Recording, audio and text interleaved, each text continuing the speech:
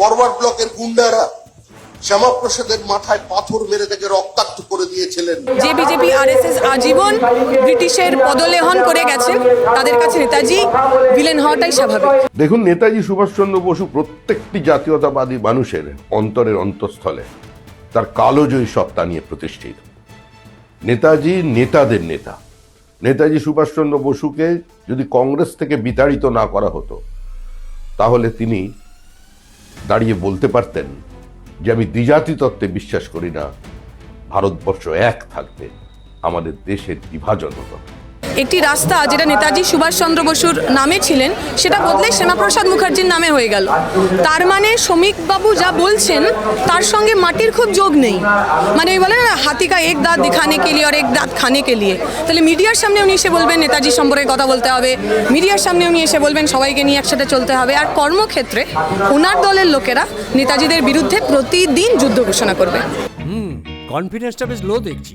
Recently test করিয়েছো? হ্যাঁ ডাক্তারবাবু, প্রি টেস্টের পরের দিনই করিয়েছি। ও, তুমি মাধ্যমিক দেবে? তাহলে মক টেস্ট করো। এই নাও মৌলিক লাইব্রেরি সম্রাট এক্সক্লুসিভ মক টেস্ট পেপার। এতে পাবে প্রতিটি বিষয়ে অধ্যায়ভিত্তিক গুরুত্বপূর্ণ নমুনা প্রশ্নপত্র, ইংরেজি, গণিত ও আনসিল লেখার বিস্তারিত টিপস, আর প্রতিটি সাবজেক্টের এক্সপার্ট ওপিনিয়ন, যা তোমার কনফিডেন্সকে ফিরিয়ে আনবে মাধ্যমিকের আগে। সম্রাট এক্সক্লুসিভ মাধ্যমিক মক টেস্ট পেপার, এক্সামের কনফিডেন্স বুস্টার।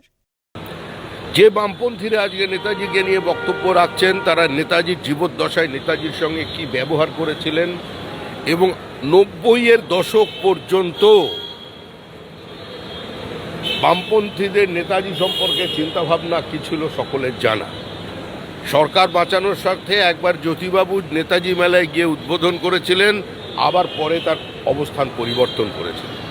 সুতরাং নেতাজি যারা অতিরিক্ত নেতাজি প্রেমী হয়ে উঠেছেন এখন, তাদের কোনো চিন্তার কারণ নেই। ভারতীয় জনতা পার্টি, দেশের প্রধানমন্ত্রী নরেন্দ্র মোদী এবং সংসদীয় বোর্ড এই বিষয়ে আমরা যে ইতিহাস পড়েছি তাতে তো আমরা জানি বঙ্গভঙ্গের বিরুদ্ধে রবি ঠাকুর রাখি বন্ধন করেছিলেন। মানে আমরা জেনে উঠলাম, আমরা জেনে আসলাম যে বঙ্গভঙ্গ আসলেই আমাদেরকে ভেঙে টুকরো করে দেওয়ার একটা প্রচেষ্টা। কারণ সারা ভারতে দুটো সেন্টার ছিল বিপ্লবী আন্দোলনের, পাঞ্জাব এবং বাংলা। এবং আমরা যদি দেশ ভাগ দেখি, তাহলে এই দুটো জায়গার ওপর দিয়ে একেবারে সীমারেখা টেনে দেওয়া হয়েছিল। আমাদের বোধ আমাদের শেখালো যে বঙ্গভঙ্গ আসলে ব্রিটিশদের তৈরি করা একটা কনস্পিরেসি, যে কনস্পিরেসিতে স্বাধীনতা আন্দোলনকে ভেঙে দেওয়া হলো, স্বাধীনতা সংগ্রামের আঁতুড়ঘর ভেঙে দেওয়া হলো। আর আজকে যারা যে শ্যামাপ্রসাদ মুখার্জিকে বাংলার রূপকার বলা হচ্ছে বা তিনি বঙ্গভঙ্গ করেছিলেন বলে ওনাকে গ্লোরিফাই করা হচ্ছে, তাহলে বিজেপি খানিকটা পরিষ্কার করে আপনাকে বলছে ওরা আসলে কাদের সাথে। ওরা বঙ্গভঙ্গের সাথে, যে ডিভাইড অ্যান্ড রুলের কথা আমরা বলি, ব্রিটিশ রাজের কথা বলি, তার সাথে, নাকি আসলে যে রবি ঠাকুর নেতাজিরা বাংলাকে বাঁচাতে চাইলেন, ভারতকে স্বাধীন করতে চাইলেন, তাদের পক্ষে। কি নেতাজি নিয়ে বক্তব্য রাখছে? কারা নেতাজিকে নিয়ে বক্তব্য রাখছে? তৃণমূল কংগ্রেস জন্ম নিয়েছে কংগ্রেসের গর্ভ থেকে, যারা নেতাজি সুভাষচন্দ্র বসুকে বহিষ্কার করেছিলেন, কমিটি করতে দেননি। নেতাজি সুভাষচন্দ্র বসুকে কালিমালিপ্ত করেছিলেন, নেতাজি সুভাষচন্দ্র বসু সম্পর্কে কুৎসিত মন্তব্য করেছিলেন।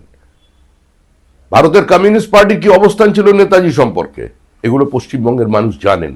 আমি আবার বলছি, নেতাজি নেতাদের নেতা। শ্যামাপ্রসাদ মুখার্জির ওপরে আক্রমণ করেছিল ফরওয়ার্ড ব্লকের গুন্ডারা। আমি নেতাজির নাম কোথাও বলিনি। কলকাতা কর্পোরেশনের ভেতরে কি হয়েছিল, নেতাজির সঙ্গে শ্যামাপ্রসাদ মুখোপাধ্যায়ের যে কথোপকথন, সেটা শ্যামাপ্রসাদ মুখার্জি তার ডায়েরিতে লিখে গেছেন। আমি যা কিছু বলেছি সচেতনভাবে বলেছি, আমি সেখান থেকে সরে আসবো না। শ্যামাপ্রসাদ মুখার্জিকে রক্তাক্ত করেছিল ফরওয়ার্ড ব্লক। আসলে যারা ইতিহাস পড়েনি তারা তো নিজের মন মতো করে ইতিহাস লিখতে চায়। ওরা নতুন করে ইতিহাস লিখতে চাইছে, কারণ এক, ইতিহাসে ওদের কোনো জায়গা নেই, আর দুই, ইতিহাস ওরা জানেন না। পড়াশোনার সঙ্গে বিজেপি আরএসএস এর সম্পর্কটা একটু খারাপ।